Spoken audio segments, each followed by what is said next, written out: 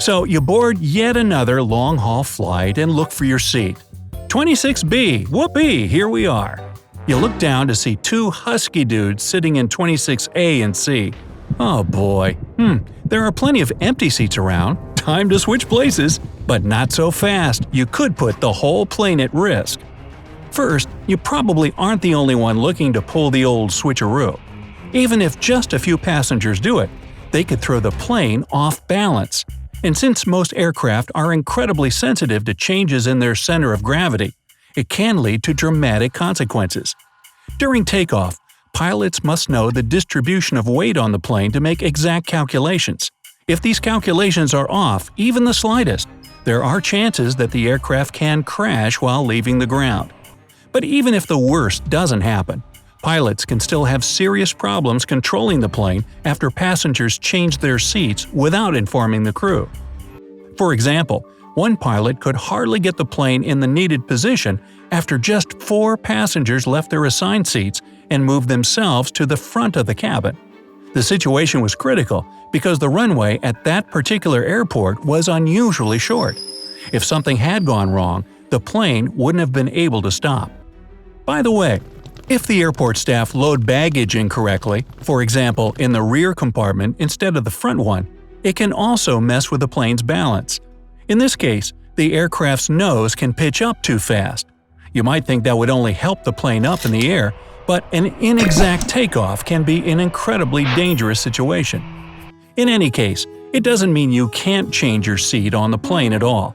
But before nestling in a more comfortable or spacious spot, ask a cabin crew member if you're allowed to do so. And don't be surprised or offended if they say no. The no seat hopping rule isn't the only one you should follow to have a safe flight. Here are some others you'll need to keep in mind on your next trip at 30,000 feet. And if you can add anything to the list, then leave your suggestions down in the comments. Always secure your tray table as soon as the plane starts moving on the tarmac, and never lower it during takeoff and landing. It's a security measure that ensures you and other passengers will have a clear path in case of an emergency evacuation. Keep your seat in an upright position during takeoff and landing. Like a lowered tray table, a reclined seat can seriously slow down an evacuation since it'll block the person sitting behind you. Not to mention, if your seat is leaning back, it'll be nearly impossible for that person to get into the brace position during a crash landing. If you have a choice when booking a flight, go for a larger aircraft. Planes with more than 30 seats are designed and certified under even stricter regulations. If you're on a larger aircraft, you have higher chances of surviving a possible accident. Remember that sitting near an emergency exit means not only more legroom, but also more responsibility. You'll have to help other passengers evacuate the plane. That's why only able-bodied adults can occupy such seats. On top of that, they absolutely must read emergency exit safety cards to know how to act if something goes wrong. Follow cabin crew instructions to open window shades during takeoff and landing. This way, flight attendants can see what's happening outside, assess the situation, and act fast in case something out there tells them that an evacuation will be needed. For example, smoke or fire might be coming from one of the engines, and if there's a fire outside one exit, they'll know to redirect passengers toward another door. Fly non-stop without connections if you can. An overwhelming majority of plane crashes happen during the first 3 and last 8 minutes of the flight. In other words, that's during takeoff, climb, descent, and landing. If there isn't a staggering difference in price, fly non-stop. This way, you can not only shorten the duration of your trip, but also cut the risk of getting into an accident during those especially dangerous moments. Anything can happen during a flight. Make sure all the gadgets you're traveling with have backup files on separate hard drive or in the cloud. Assume that you might lose your electronic device at some point during your trip, and it doesn't necessarily have to be in a crash. Wearing proper clothing will reduce your risks during air travel.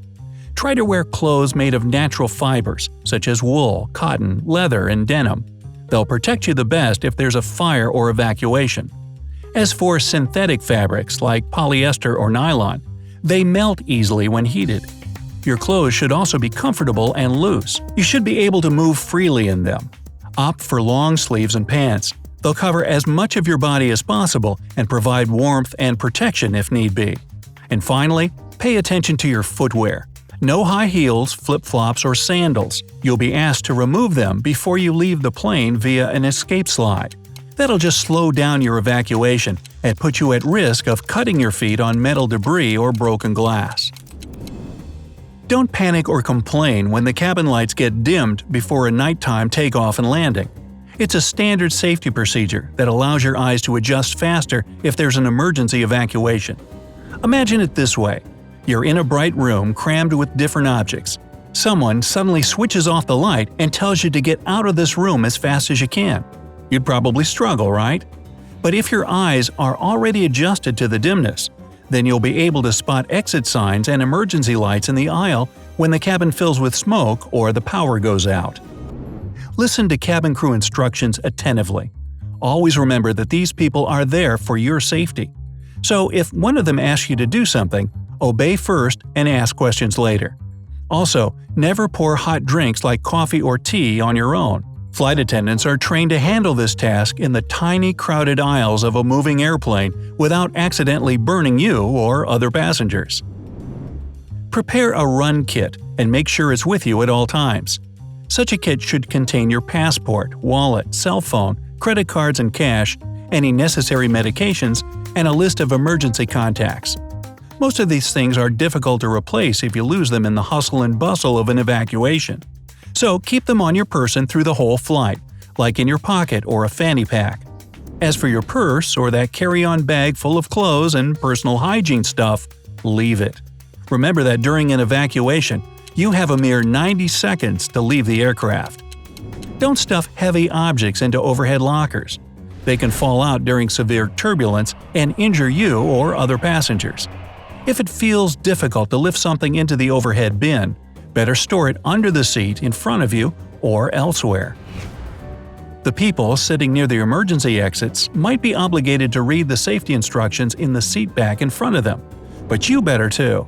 Plane layouts are vastly different, so you must know the main points about the one you're on. If worst comes to worst, this knowledge may save your life. For the same reason, always listen to and watch the pre-flight safety briefing. If you see some suspicious activity or strange-looking packages, immediately inform the cabin crew if you're already on the plane, or a security officer if you're still at the airport. Chances are it's nothing to worry about, but it's better to be safe than sorry. It might be a waste of time to look for the safest seat on the plane because it probably doesn't exist.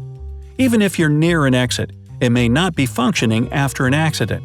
And while an aisle seat might provide you with a speedier evacuation should something happen, you may also be hurt by objects falling from overhead bins. Well, it gets me all excited about flying. Seriously, think of it this way. The more prepared you are for something, the less likely it is to happen. I just made that up. Sound good? Hey, if you learned something new today, then give the video a like and share it with a friend. And here are some other cool videos I think you'll enjoy. Just click to the left or right, and remember, stay on the bright side of life.